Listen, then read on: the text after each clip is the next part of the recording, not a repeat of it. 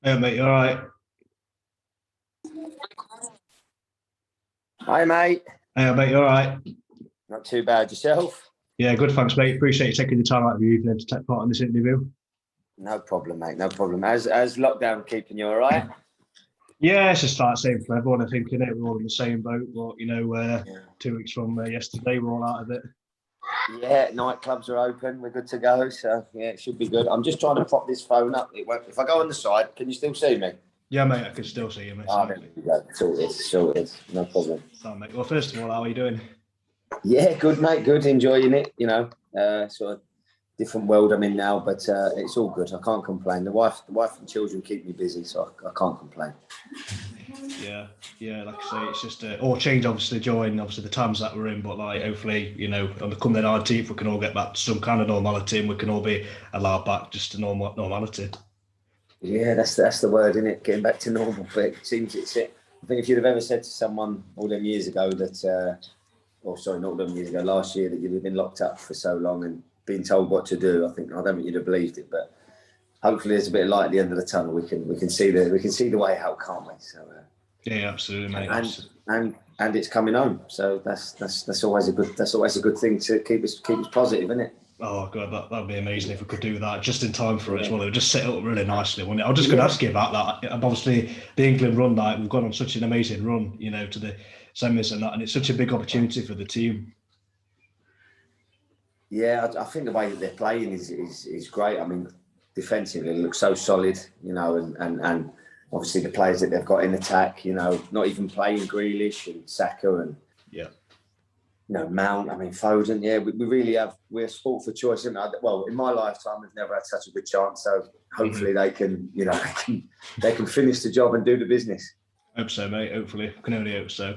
So obviously, before we get into your career at Mansfield as well as your football career, who was your footballing idol or idols growing up as a kid? Yeah, my first one was being an Arsenal fan was Tony Adams. Mm. I really liked Tony Adams, and then as it went on, it was sort of Patrick Vieira. I thought, obviously, Thierry Henry. I thought I could be a striker, but I didn't quite have that. But no, Tony Adams was my first one. I just always looked up to him. My dad used to take me over to Highbury when I was a kid, so he was the one I looked up to, and Yeah. The way he played, and obviously I tried to be like that. There was no right back, so I know I played right back a lot at Mansfield. I never quite had that as I got older. When I left Mansfield, my backside got a bit bigger, so it was more centre half for me. Yeah. So did you always start out as a defender, or did a different position, or? Yeah, no, I think when I first started, I was a striker. I think I was the only one that I managed to get there, and then sort of moved back the way. And then just before I come to Matt, I was probably like a defensive midfield player, and sort of in between there, centre back and right back. So it sort of, and then obviously ended mostly at centre back when I couldn't run no more. Mm.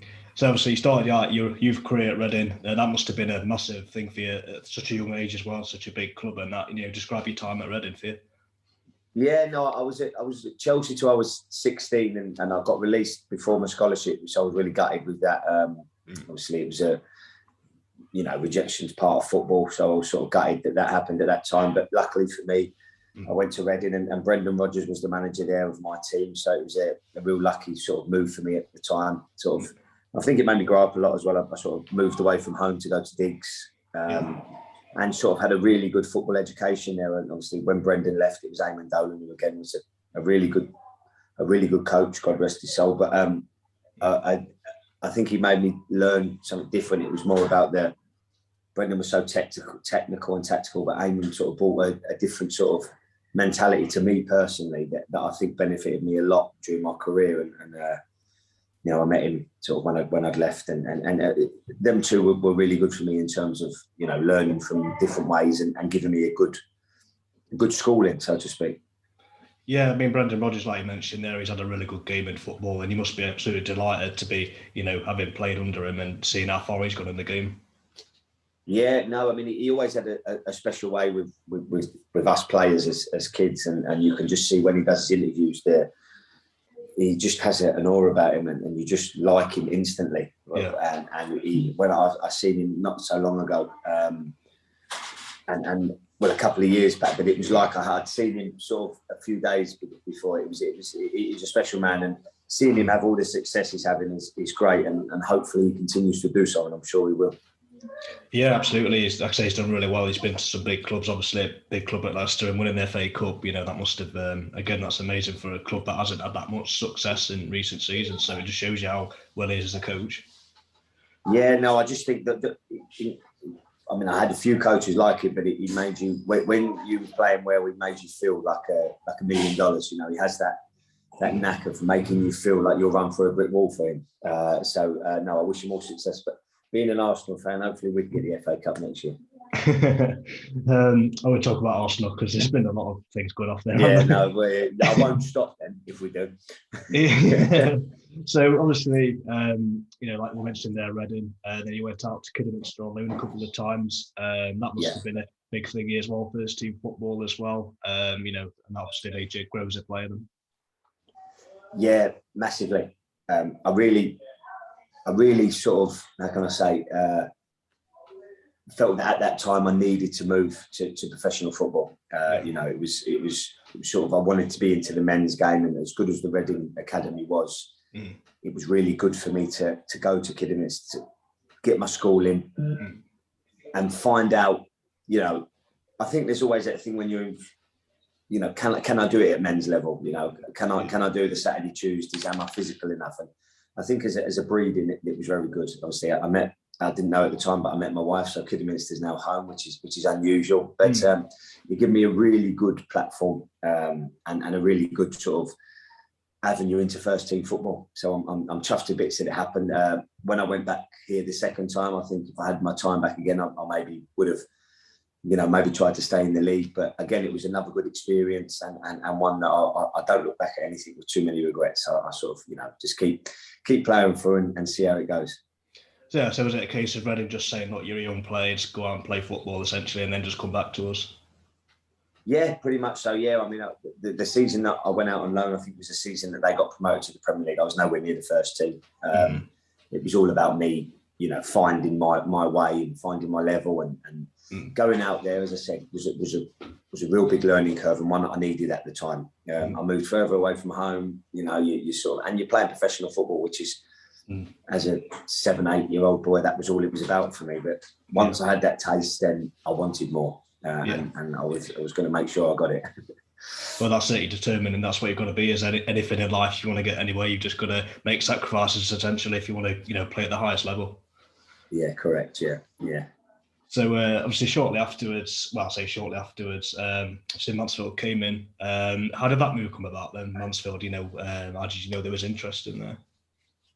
I think it came about. I mean, at the time, my agent who I had from young, sort of, when I left Kidderminster the second time and went back to Reading, I had a few offers, but I looked at the Mansfield squad. I mean, the likes of Baptiste, Jake Buxton. I mean, it was Stephen Dawson was there.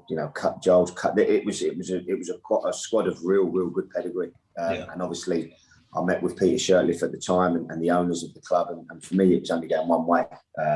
Unfortunately, it didn't happen that way, but I wanted to be a part of a real good squad of players. And as much as we got relegated, etc., which was very hurtful, but it was to play with some players and see how they've progressed and gone on in their career was a real sort of excitement for me, and I enjoyed being part of it. So, obviously when you first signed for Mansfield, then what was your first impressions of the area and the club like? You mentioned there, you looked at the players, obviously one of the main reasons why you wanted to join, but what did you make of the place of Mansfield? Yeah, I really liked it. I found it really friendly. I still got a property in Mansfield, so I get to go back up there every now and then. I found it really friendly. I did it when a few people called me Duck. I didn't know what was going on. That was a new one for me. I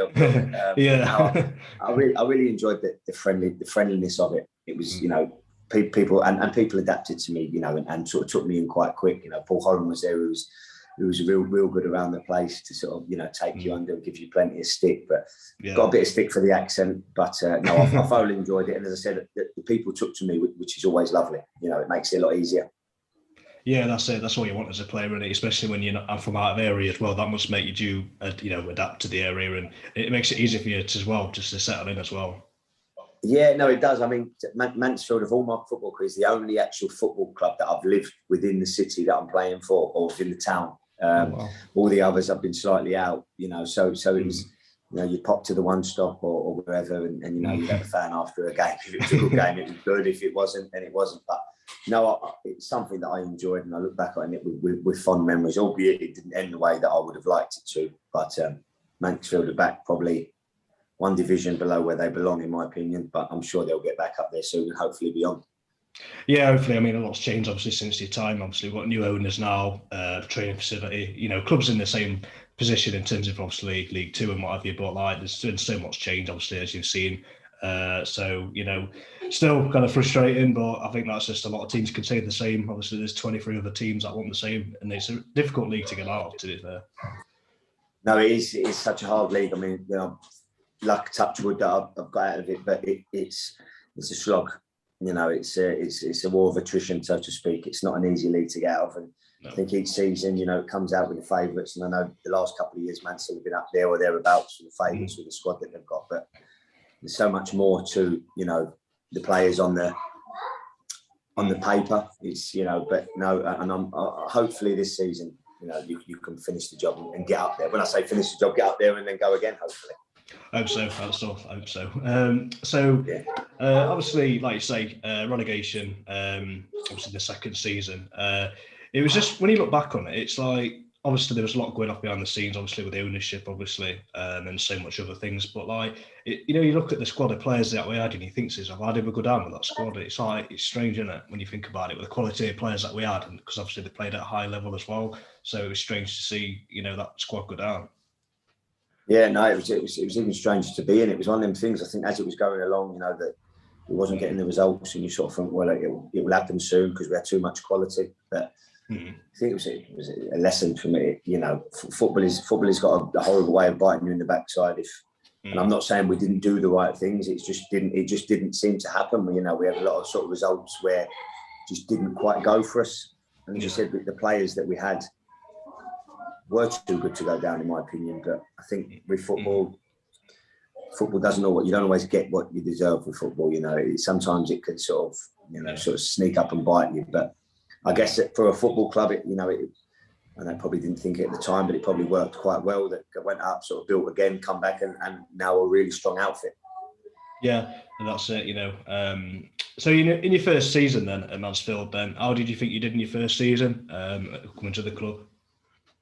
Yeah, no, I think I started the ground okay, and then I think I come out of the team, and then one game for me that I felt changed my season was Stockport at home. I think we won 4-2, and I feel like that was I can't remember if that's my first season or my second season, but I felt like that was the springboard for me to really kick on, and I felt like from there on in, I felt like I sort of had my feet under the table, of starting to, you know, the fans were enjoying my performances, and I felt like I was getting better and better and playing quite well. So I think I look back at it and I've done okay. Obviously, some people hopefully have fond memories, some not so much. But I definitely enjoyed my time, and I felt like it gave me another sort of step in the right direction of where I wanted to go. And as I said, I had a lot of support along the way in terms of, you know, Paul Holland, Peter Shirtliff, Kevin Deard, and, you know, as managers all trusted me to play regularly. And if I wasn't, they told me why and were quite honest with me, which is something that I really appreciated as a young football player. You know, it wasn't, I was cast aside, not playing. It was, this is why you're not playing, go and work on it. And I did. And I think I played, you know, over 2 seasons, 90 odd games. So I was doing something right, but not enough to keep us in the league. So obviously you mentioned there the managers that you played under there. Did you get along with them all well? No, never any issues? You know, what was the relationships like with each managers? No, I never had any issues with any of them. You know, Peter Shirley brought me into the club and was great. I got a real sort of bond with Paul Holland straight away. And then I think Kevin Dearden said I was one of the most, Billy Dearden said I was one of the most, he'll have a go at me for that. One of the most improved players in the league in the second season. So no, I got on really well with them. I think they all sort of, Billy particularly had me captain at some stage. So no, I had no, you know, qualms with any managers, and was sorry to see him leave, and Billy particularly, because he was a great guy. Yeah, Billy did, and like a few seasons back, previous, he actually put really good quality players, like young players from the academy, and he got some playing some really good football. So to see him come back into that post was really great for us Stags fans, really, because he got us playing some really good football. So was that the same for you as a player then? It was just great, the style of play that we had. Yeah, no, the way he moved, the way Billy, he wanted us to play, and again the way he spoke to his players, he had a great way with people, and obviously you don't have a career like Billy did without having all of that, So it was it was great, and I think it was Rochdale at home, the game that he lost. It was that he got, he wasn't no longer the manager. It was a horrible feeling, because as a player you do everything you can and you work as hard as you can, but ultimately the performances of the players, the manager has the impact. I know sometimes a player will leave and he's cost up, but 9 times out of 10, if the team's not performing well, it's the manager that gets the sack. And as a player, you ultimately feel responsible, because he sort of puts everything into it, and the players were, but ultimately it just wasn't good enough that season, and that was part and parcel of it. Yeah, this is a thing that obviously, yourself as a player, obviously it's a results-based business, and some clubs have patience and a lot of other clubs just won't, so obviously this is a thing, obviously, and as players, you've obviously got to be the ones to perform to the best of your abilities, and, hope that, because you're going to get bad runs of form at any club that you're at. It's just obviously if you can turn it around quickly, but sadly in this day and age of football, you just don't get the time, I don't feel, as managers. No, you don't. And I think if that season, I can't remember us putting 2 wins back to back together. I think that was the problem. We'd have a really good result, really good performance, and then didn't follow it up. Yeah. And ultimately, if you're not consistent and the players, you're not putting it together, then you're gonna pay the price somewhere along the line. Yeah, that's football for you, sadly. So obviously next season relegation followed. Obviously before we talk about that, there was a lot of going off behind the club and that. And as players then, did it really affect you with the whole ownership? Did that affect your playing performances, or what was it like knowing that what was happening behind the scenes? See, I think now I've retired. No, it's one of them things. You're aware of it, you can hear it, but at the end of the day, you're paid to play football. You go out on the pitch, and we always given 110% to do our best for the team. So I guess in your deep subconscious, you're aware of it, because you'd be mad if you didn't hear it, and bad if you didn't read the newspapers and hear it. But in terms of effects, we had a good group of lads, a good manager or good managers at the time. And it was noise. You heard it. I think you look back, I think it did have an effect, because at the ultimate end there was a relegation, but going on the pitch and playing, it wasn't something that was sort of in the forefront of your mind and had an effect as such on your performance. You was there to play football, win a football match, and go home. Yeah. So obviously that time in your career, obviously still a young player at the time, that must have been such an eye-opener for not just yourself but the whole squad, obviously, because when you've got fans and knowing what's happening behind the scenes, having to be playing through that, obviously you've got to as a professional, but looking back, it must have been one of those moments in your career that will always stay with you. Definitely, because I think we all go into it as winners. You want to win, you want to be successful, you want to be on the right side of results, and at the end of the day, that wasn't what none of us signed up for. No. It wasn't what we wanted. We had no intention of that happening. We literally started the season as we're pushing for the top end of the table. But I think all I would say is, in football, you as I say, I know I said it before, I know they say the table doesn't lie, and it doesn't lie. But things do happen, and there's contributing factors. But it wasn't for the want of trying from everyone. That's one thing I can say. Yeah, and it's interesting, because even though it's a poor season for everybody, the club getting relegated, if I'm not mistaken, correct me if I'm wrong here, but obviously you got player of the season for the club as well. So that must have been a big thing. Yeah, well, it was nice. I mean, individual performances and accolades are nice in terms of they're in the cabinet.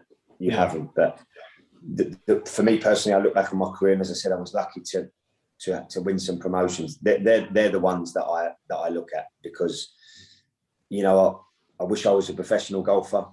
That's an individual sport. Anything you do on that, I know you have a caddy and a coach, but football is a team game, and as nice as it is to be recognised for what you're doing. I never won a Player of the Year when I got promoted. That would have been the one I'd have really liked. Being Player of the Year in the team that got relegated doesn't quite have the same sort of feel, if you know what I mean. It's nice to have, and it's, you know, you appreciate everything you get, but it's the team goal is more important. I can say that with clarity now I've retired anyway. Yeah, so obviously it ended in disappointment, obviously at the time at Mansfield, and so obviously the club at the time offered you a contract, obviously turned that down. Was it a difficult decision for you then to turn it down? Because even though obviously how poor the season was it a hard decision for you to turn it down? To be frank, no. I have to be honest. It was we'd been relegated, and I got an offer in League One. It was nothing to do with any financial thing. It was I set a goal when I was younger. I wanted to play as high as I could.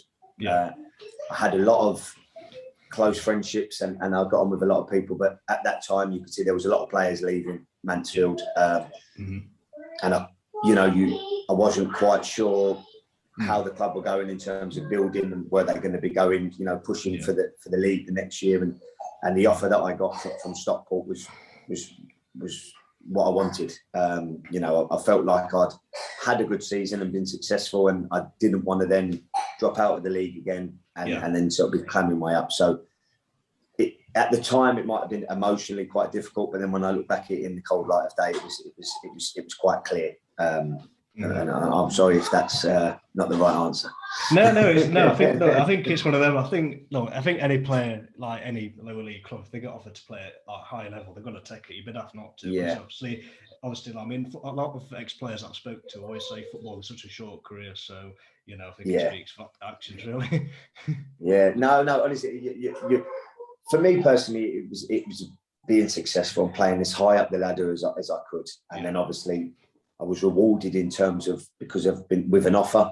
But that looking at it, when you look back at when you're the age that I was, you know, you build up close relationships. But I think when you speak to people older, a bit more experienced, then it was quite clear what I needed to do. And thankfully, it worked out, and I got the move. But you know, for some people, things don't happen. I think a move in football there's so many moving parts. You know, it's things can happen where it's not quite straightforward. So thankfully the move went through. Yeah, that as well as the club at the time, you know, wasn't running the best of way, shall we say, putting it lightly, to be fair. So another thing, as well as a player, you want obviously stability. That's a big thing as well for her, I feel. Definitely. You know, as I said, I can't remember clearly, but when I left, it was sort of, if I'm going to stay, what is the, you know, what's, and I never really felt that I knew what was going. And I think the proof in terms of was in the pudding, because I don't think the next couple of seasons went particularly how they should have gone. Or not how they should have gone. That's an easy thing for me to say because I wasn't there, but how I envisaged them to go. So, you know, and I think, but that's, I think after a while it sort of changed. And then as the trajectory since then has been completely different. It's been an upward trend, and hopefully it continues. Yeah, like I said earlier, it was totally run different, and now we've actually got owners that care about the club, and you know, we've run so much differently now. And you know, I mean, this is a really good question I'm going to put to you actually. Had the club had the owners we've got now, the Radfords, would you have like changed your mind, or would you still want it to play at a high level? No, I think it was about levels for me. Yeah. You know, as I said, in hindsight, you never quite know. There might have been a different sort of feel about it, but as I said, and then again, if the offer that I got was from a League Two club, it might have been different. But as it was a League One club, or they were going into League One, that was the carrot for me. You know, that was go and prove myself at that level and try to kick on again.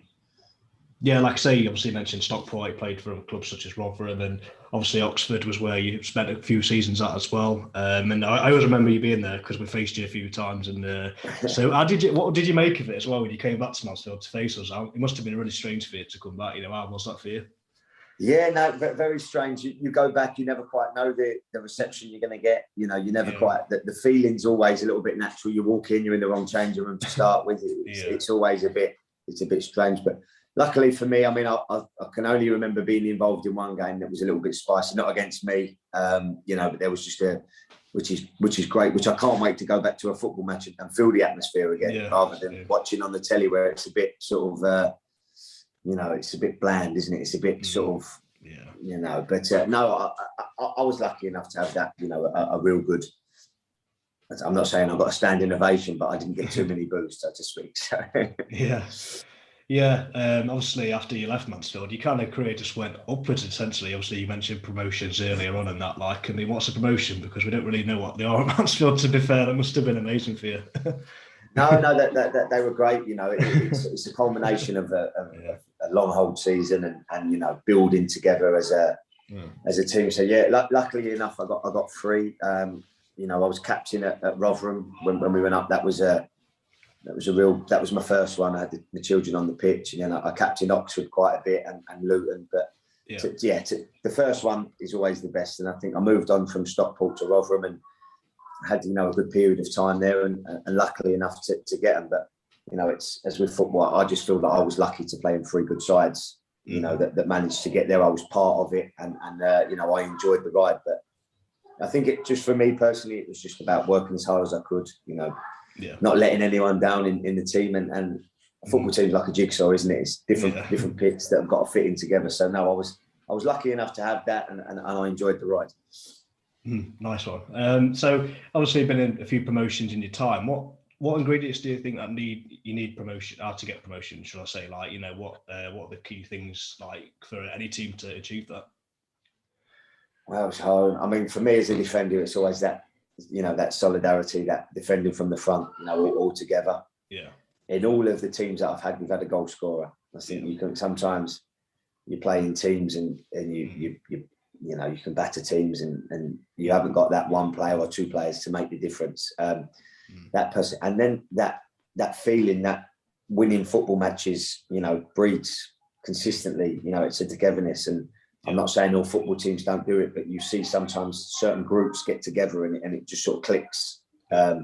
Obviously, the quality of player is massive, you know, because and a winning know-how. I think once you have one, you know how to do it again. The experience for me is vital because, you know, I know you need the first one. You need people in there that have been there, done it, got the T-shirt and signed it off. And I think that is a real big key. So it's great now seeing these young players go through, but also all the teams that I've been in have had that perfect mix of, you know, youthful and experience. And I think that is because the young ones normally do all the running and score the goals, but sometimes the older ones know as and when it's time to calm it down. And I think that plays a massive part of it, really.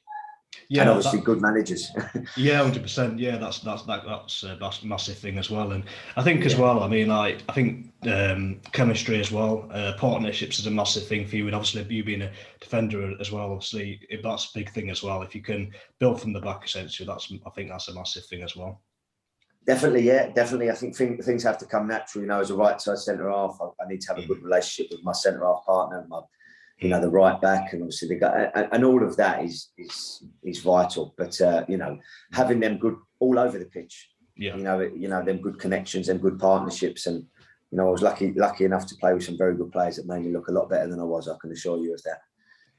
So, who would you say is the best player you played alongside at Mansfield? I know this is going to be really controversial if anybody watches this, an ex-Mansfield player. No. Who would you say is the, you know, our favourites, should I say? I really enjoyed playing Baptiste. I thought he was a Rolls Royce of a defender. He really was. His speed, agility, his quality, and you've only got to look at where he went in his career. He tells his own story. For me, he was one. I was a similar age to him, and I thought, wow, this boy can play, and he proved. And such a great lad. His work ethic was unbelievable. So you know, to see him go into the Premier League and you know, play how he did it would definitely have to be back. Yeah. So do you still stay in touch with like players that from that time when you were playing then, or?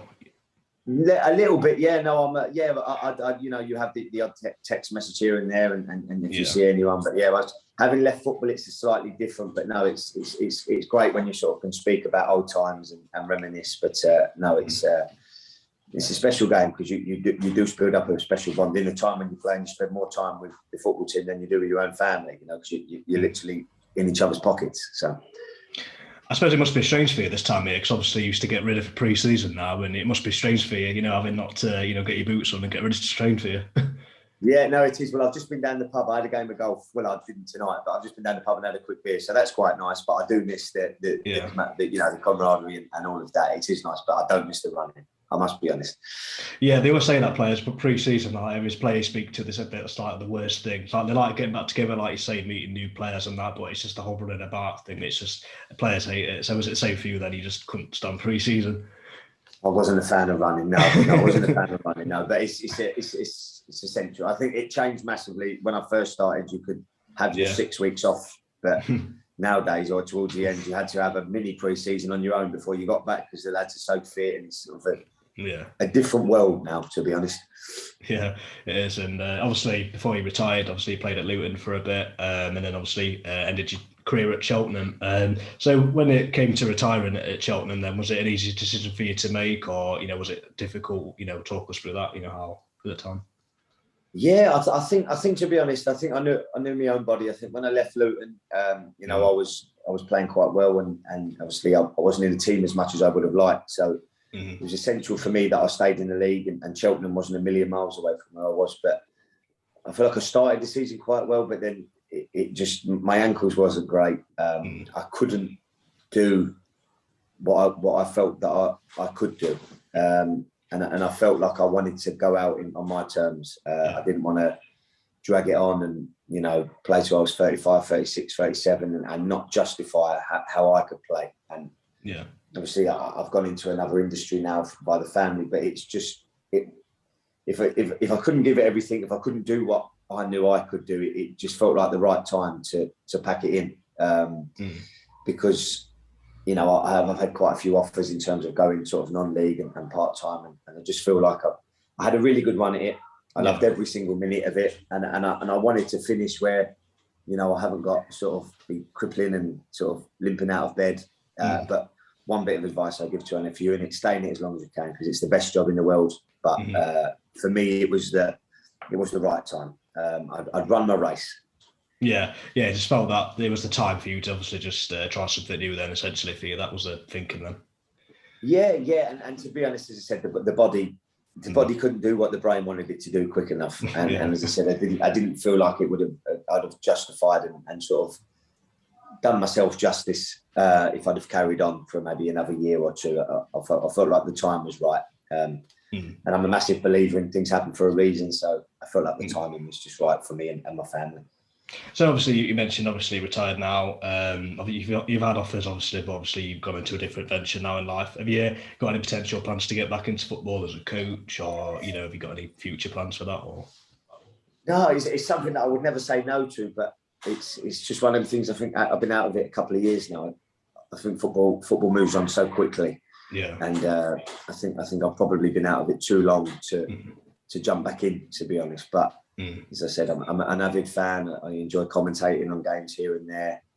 So, it's something that it's always in the blood. So I'd never say no to it, but I'd be quite surprised if it happened. So we shall see. Yeah. So like I say, when you've spent a long time in your career, like you have done, like obviously you're going to get like potentially the odd offers then, and it's just about you just thinking like what's best for yourself, essentially, as well as your family. That's the most important thing. Yeah, no, as I said, family for me has always come first, and it's nice that since I've retired, I get the weekends with my girls. That's something that But again, all of what I'm saying is football is the best game in the world, and to be involved in it for as long as I was is unbelievable. But I get now to watch and be a fan, and obviously follow the results of the teams that I played for. And as I said before, my beloved Arsenal. So I wish I wasn't following the results last season so much, but hopefully we'll come again. Yeah, the most important thing I think as well as next season for every club, just getting fans on the ground is the most important thing, because it just shows you how much fans have been missing, how much the players have missed it, because it's just obviously without fans there's no atmosphere, and it's just not the same essentially, is it really, without fans?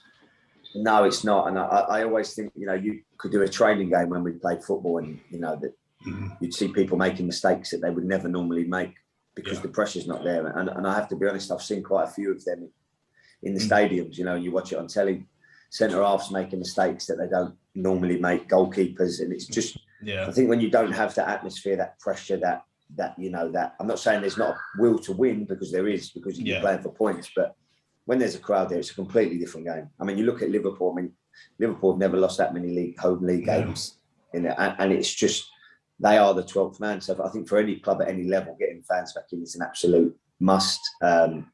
to get football back to what we all like watching. You can see the Euros now, the passion when people celebrate a goal is completely different, you know, rather than running over to the cameraman, doing your thumbs up and running back. It's not quite the same. Yeah, that's it. You know, obviously it just shows you how big it is, obviously, to get the fans behind any team and that. And I think as well, you know, we'll see next season as well when, you know, we're allowed back in stadiums, how much of an influence that's going to be on like teams at the top and bottom half of the table. Yeah. What you kept seeing, I mean, I was obviously, since I've stopped footing up football, I can have a bet now. The amount of away wins that you've seen was because there was, I mean, I read somewhere that, you know, some teams are winning, there's like years of records. They've not won away at this certain place for 30 years, and that was broken. The difference, particularly, say, for Mansfield's a club where, you know, the sort of fans, when they really get behind the team, it's not an easy place to play. I can say that, you know, playing on both sides of it. So, hopefully, when the fans are back in it, you'll start seeing the real value of having. I'm not saying anyone ever thought it was a blasé thing, but if they ever did, you'll see now that the reason for having them, it's such a blessing to have football fans in the stadium to be cheering you on, even though sometimes you might get a few boos. That's part and parcel of it. Well, that's it. I mean, as a player, obviously, you know, it's not something that you've had to experience. Obviously, no crowds, but you know, it's the whole part and parcel of it. Like you say, just getting cheered and stuff. That's what you just relish as a player, you know, because obviously it gives you that extra yardage and stuff than just going out there and just playing in front of the fans. It's just what you're in football for, essentially. It is, yeah. I mean, I was, as say, a League Two centre half, so I wasn't a performer, but you're going out there to perform. You're going out there to put on the show.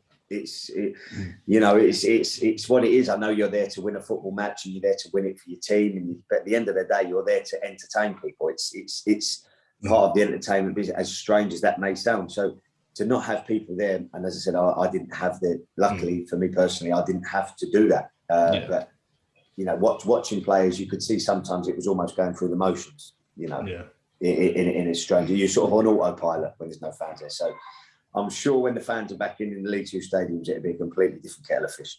Oh, massively, yeah. And just a couple of questions here. So what was the best game that you played at Mansfield? You know, the best, you know, looking back on your career, what was the favourite moment in a it was probably the Stockport. We beat Stockport 4-2 at home. And that was a game that I really felt sort of got me going at Mansfield when we beat them. That would be the one that I chose. And then I scored, I think we beat Wrexham 2-1 at home. And I scored. I enjoyed that one as well. Yeah. So once again, Johnny, thanks again for taking your time out. I really do appreciate this, mate. No problem. Just final question, really. What would your final message be to Mansfield Town fans, just, you know, to watching this? No. Well, thank you for your time. Thank you for having me. I do appreciate it, and you know, I've had a good reception when I've come back, so I do appreciate it, and hopefully this season will be the one where you go and get up into League One and get to where you belong. Thank you again, mate. Appreciate that, and just good luck to you as well in your, you know, career as well. Like, I mean, it must be strange, obviously, after football, but again, you know, good luck to you. Obviously, you've spent a lot of years in football, so it's nice for you to try something different. Yeah, no, thank you very much, Mark. It was really good to speak to you, mate. I appreciate your time. Yeah, thank you, mate. Take care. All right, speak to you soon, mate. Cheers, mate.